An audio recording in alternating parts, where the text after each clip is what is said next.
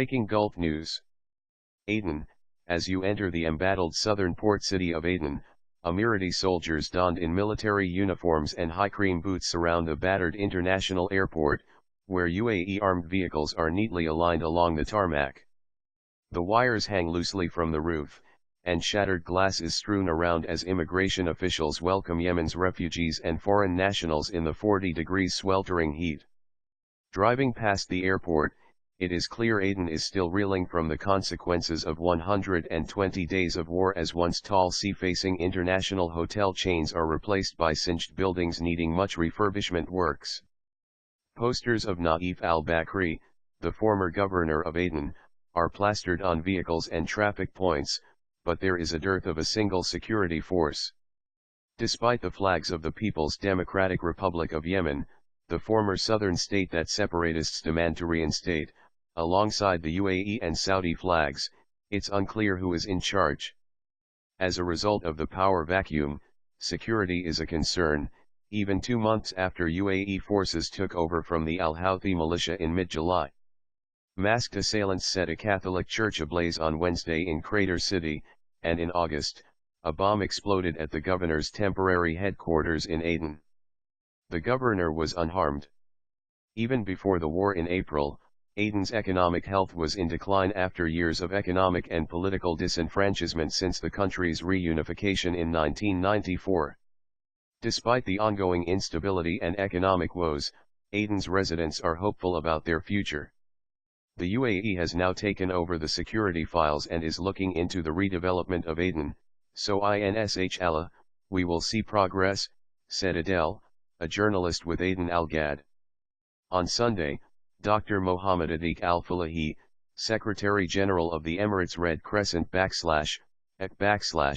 assured Aden students they would be able to return to school after Eid al-Adha, as the UAE rebuilt more than 150 schools that were ravaged during the war.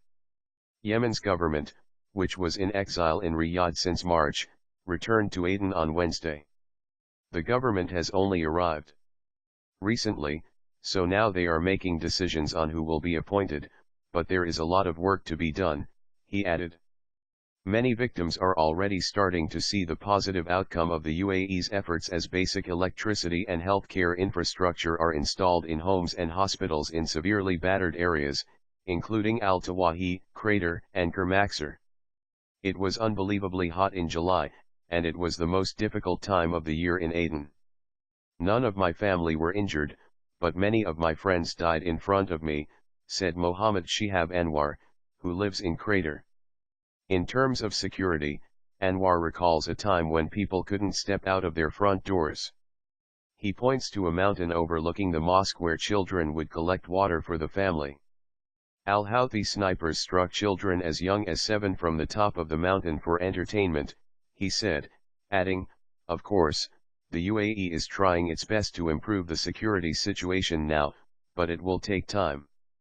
Dr. Falahi, together with the Yemen's Prime Minister Khalid Baha, spoke about the UAE's role in rebuilding, and said there are bigger and long-term plans for reconstruction not only in Aden but also other provinces, too. With basic needs like water and electricity, many are starting to feel hopeful about the future. Now we have generators and electricity for most of the day. We are grateful for their rebuilding efforts, Anwar continued, optimistic about returning to finish his engineering degree in October. In Sheikh Othman, Al Sadiqa Hospital's constant scramble for medicines and facilities has come to an end. Most of the time there was no power, patients were suffering from severe injuries, and even the atmosphere was not conducive for their recovery, said Dr. Ghassan Ali, a surgeon who treating those injured during the war. Due to the acute shortage of basic medicines and anesthesia, Dr. Ali said it was challenging to conduct complex procedures. With the UAE and the Qatar Red Crescent stepping in, there has been significant improvement, Dr. Ali said. Mohammed Ahmed sits at his studio in Aden Television in Al-Tawahi with a renewed hope the TV channel will resume work in a few weeks. The channel's interiors were impacted because of its proximity to the Central Security Forces camp. For the channel, The UAE will support us with new machines and equipment as plenty of machines and the interiors were destroyed by the bombs, missiles, and air raids, he said. Meanwhile, the UAE continues to support the city's government-run Association for the Disabled, the War Wounded, and helps in the rebuilding works at several maternity health centers, physiotherapy centers, and institutes for the blind in the city's worst-hit areas.